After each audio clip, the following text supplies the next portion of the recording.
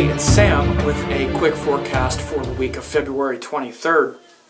The moon is going to be in a section of the zodiac between Sagittarius and Pisces this week, which is Sagittarius, then Capricorn, Aquarius, and then Pisces. Now, this is the section of the zodiac where it's really related to the soul being liberated. You have signs ruled by Jupiter and Saturn. Jupiter starts it with Sagittarius, which is the sign of hope, inspiration, deeper meaning. It comes after Scorpio, which is where we face our fear of, life, our sort of irrational fears and loss of control, where we realize we really have no control. So that leads us to higher philosophical purposes that we look for and search for in Sagittarius. So the beginning of the week, the moon is in Sagittarius, then it moves into Capricorn, where those high principles and philosophies have to be made into routines, rituals, and a sort of structure. First, an internal structure that is there to allay our emotional stress and fear. That's really what Capricorn is about. And then once we calm our emotional fears, then we, and stabilize them, then we look to stabilize the external world through Aquarius, which has to do with large social causes and things that are not just about our own individual glory, but about the, unfolding human and worldly condition. So that's also ruled by Saturn, has to do with large thought structures like politics and causes that are bigger than just ourselves.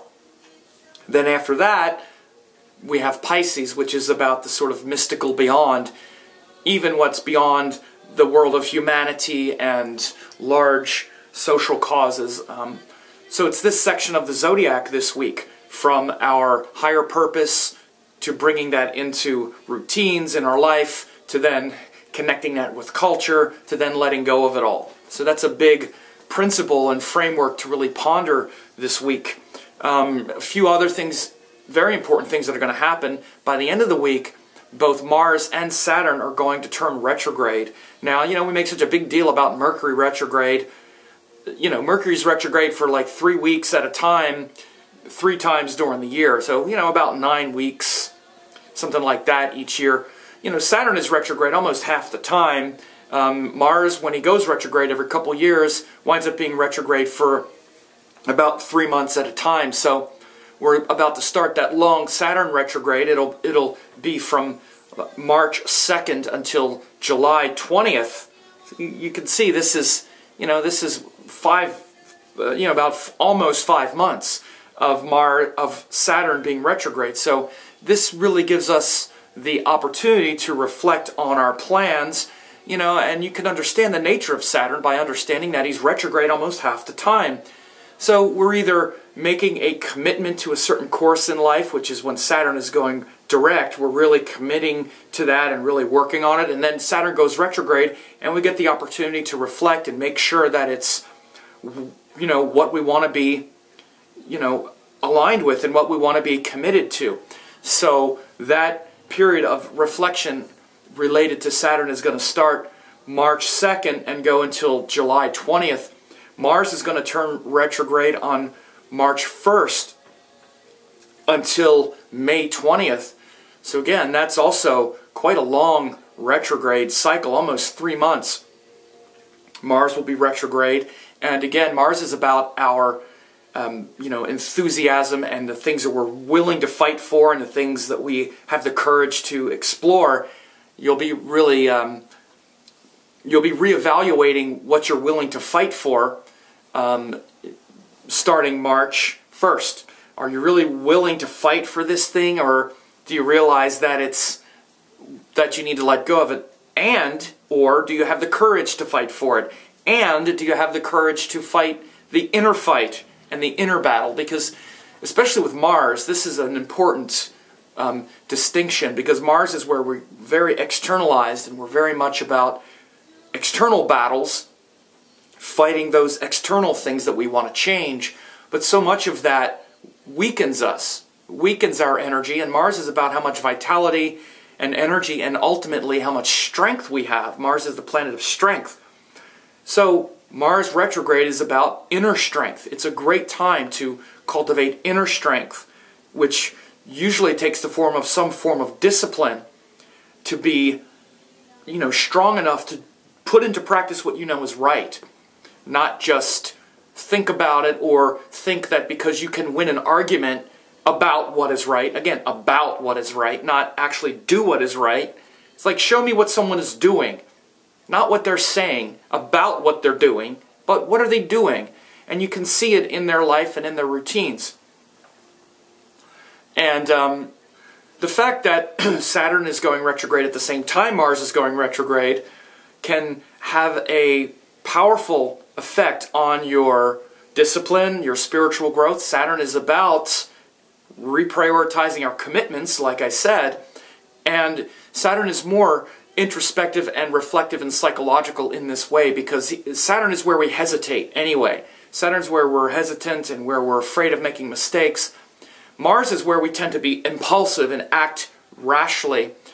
And so the association of Mars and Saturn, which we have this conjunction now in sidereal Libra, when these two planets join, it definitely benefits Mars more than Saturn. Mars actually exalts Saturn because, Saturn exalts Mars because Mars is exalted in Capricorn.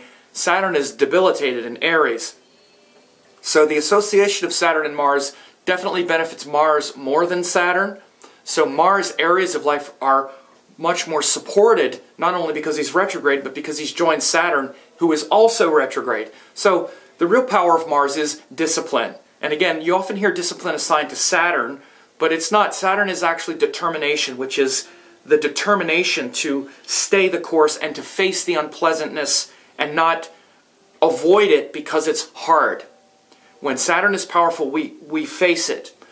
But discipline, the way I define it anyway, and what I think really shows discipline, is in the moment. We need to be disciplined in the moment, like with every meal, with our sleeping habits, mainly with our sensual needs, which is Venus stuff.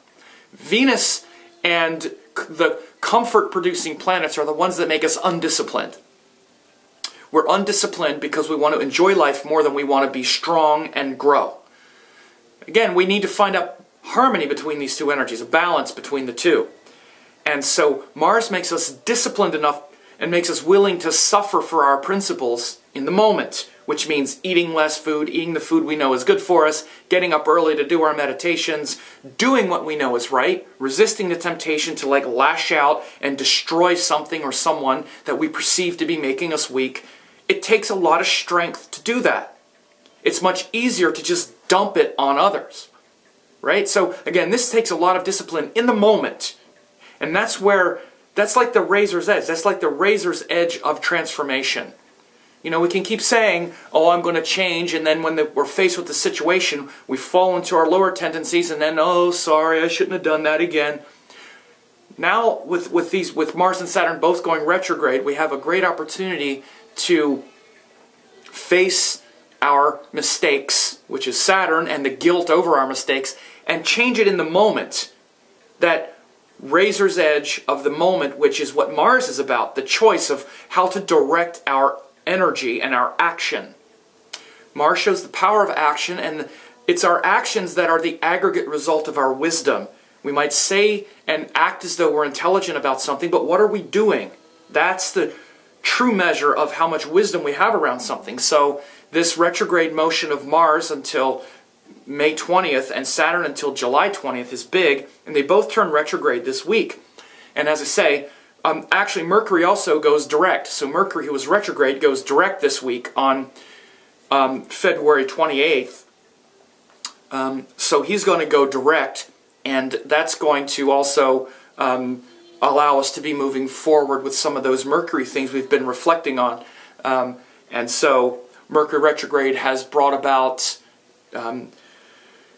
this reflective time to really carefully consider the details and the information that we're gathering and reflect upon them rather than just impulsively communicate them. Mercury went retrograde February 7th, I believe was the exact day. So a lot of shifts this week. The last one is Venus is going into Capricorn after having been in Sagittarius. Venus went retrograde December 26th.